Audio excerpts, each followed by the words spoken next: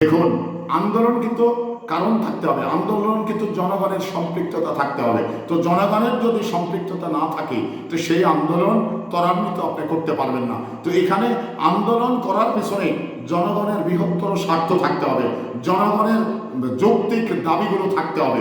তো আমরা যে জামাত ইসলাম বা এনসিপি যে আন্দোলনগুলো করতে চাচ্ছেন, তো তাদের আন্দোলনে জনগণ সম্পৃক্ত হবে কি করে? হওয়ার তো কোনো যুক্তি নেই, কারণ জনগণের কোনো চাওয়া পাওয়া নেই। জনগণ এই চাওয়া পাওয়া না থাকা আন্দোলনে জনগণ কখনো সম্পৃক্ত হয় না।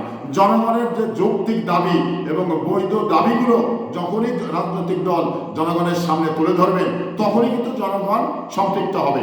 দেখুন, এই যে গণ অভ্যুত্থানে যে আন্দোলনে জনগণ শরিক হয়েছিল, এটা জনগণের যৌক্তিক দাবি ছিল, জনগণের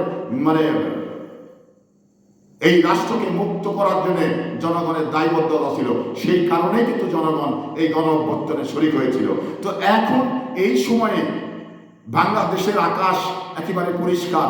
এই সময়ে জামাত ছাতি ধরে সুযোগ সুবিধা নেবেন এটা কখনো হবে না, কারণ জামাতের এগুড়ে বালি